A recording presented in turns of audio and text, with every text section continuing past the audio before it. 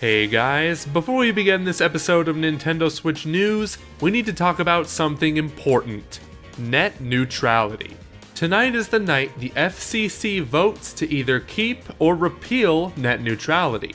Removing it would basically mean internet providers could charge you more for using websites like YouTube, Facebook, Netflix, etc. Scary, right? Well, you have this guy to thank, Ajit Pai. Can you swear here? Can you swear? Okay. Fuck! Ajit Pai. Fuck! Ajit Pai. Fuck you! I'll tell you! Fortunately, you can help save net neutrality by calling your local senators, visiting gofccyourself.com, or texting resist to 50409 and go from there. Obviously, without net neutrality, channels like Commonwealth Realm wouldn't even exist. So please, perform any of these actions before the vote ends tonight and help save the internet.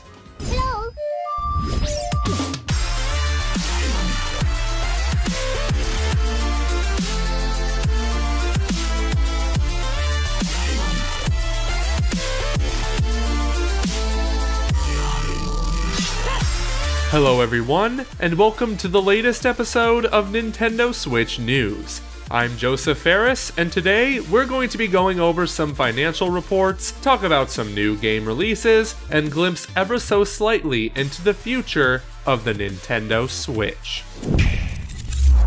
We have now passed the 9-month mark of the Switch being on the market, and it's been doing very well to say the least. Nintendo of Europe recently reported on Twitter that the system has sold over 10 million units.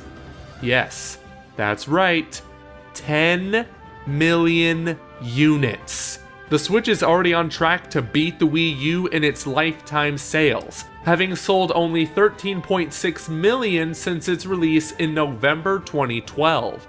It's evident that Nintendo has learned greatly from the mistakes of the Wii U, such as a confusing concept, poor marketing campaign, and frequent software droughts. But that's not all, as the incredibly successful PS4 also took a similar time to reach the same amount of units sold as the Switch. All of this before Christmas, too. This is huge, and it means a lot for the Switch come 2018. More units sold means more confidence from third parties, indies, and less popular franchises will also have a time to shine, like Bayonetta and Metroid. The impressive financials don't end there, however, as games like Super Mario Odyssey, Breath of the Wild, and Mario Kart 8 Deluxe have an attach rate of over 50%, meaning more than half of Switch owners have bought these games. Super Mario Odyssey has performed especially well since that came out on October 27th and has already reached 5 million units, making it the fastest selling Super Mario game ever.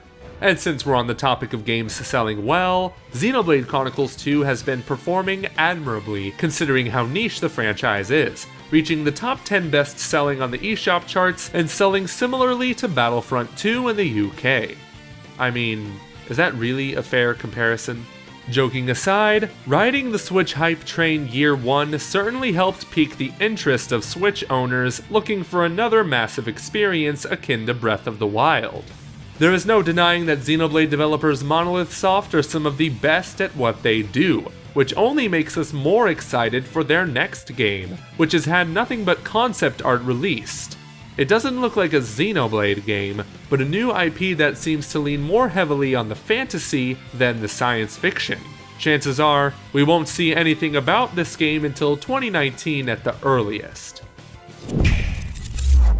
We'd like to throw a shout out towards Ukelele, a game that was anticipated among Nintendo fans and fans of Rare from back in the 90s, as it is finally released today on the Nintendo Switch. We know it wasn't the best received game, and it certainly isn't perfect, but if you're a fan of old Rare platformers like Banjo-Kazooie and Donkey Kong 64, this has your name written all over it. I've been playing the game for a few days since I backed it in 2015 and got my code early, and the Switch port is just as good as it is on the other consoles. I would also like to give another shout out to the Mutant Mudds collection, also released today by my friend and game developer Jules Watson of Atui. It's a 2D platformer that takes inspiration from older 16-bit games. Do check it out yourself. Before we conclude this episode, let's take a little glimpse into the year 2018 for the Nintendo Switch. So far, the only first-party games confirmed for this year are Kirby Star Allies, Yoshi, and the new Fire Emblem game. It's not confirmed if the second-party title Bayonetta 3 will be coming out that year, but it would be safe to assume. In terms of third parties, there is Wolfenstein 2, Starlink Battle for Atlas, Payday 2, Mega Man 11, and more. Obviously, this would be an underwhelming year if that's all the Switch got, but remember how little we knew about the Switch's launch year back in 2016? That all changed with the presentation back in January, where we got info on all the biggest first-party titles coming that year, with a bigger emphasis on Super Mario Odyssey 6 months later at E3.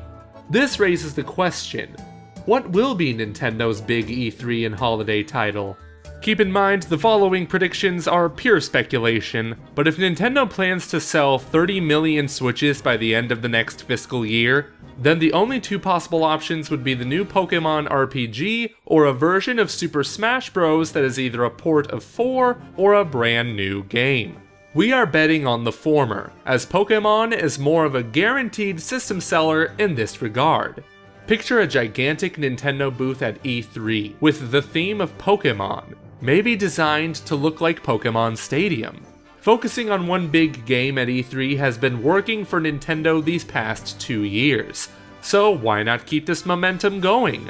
This then leaves the question of what other franchises the Big N could use next year. A new Animal Crossing could make for a relaxing summer game, or better yet, what's going on with Pikmin 4, which was confirmed like 2 years ago. And I don't know about you, but I would kill for a Metroid Prime HD collection to get hyped for Metroid Prime 4. Speaking of that, I would love to see that game come out in 2018, but it's pretty unlikely. It would be best to release Prime 4 after releasing a juggernaut like a new Pokemon to boost Switch sales, leaving more people to buy Prime 4. Because Metroid hasn't historically been a bestseller, and we need people to buy these amazing games, damn it! But with that, we conclude this episode of Nintendo Switch News. 2017 was a fantastic year for the hybrid handheld console, and we hope that 2018 continues this trend. A very special thanks goes to our patrons, including royal producers Transcendent Sacred Courage and Kenyatta Ali, for their generous contributions to the realm. If you want to know more about how you can support the channel and get exclusive content such as our weekly podcast, then visit patreon.com/commonrealm. In the meantime, this has been the Commonwealth Realm, and we will see you girls and guys soon.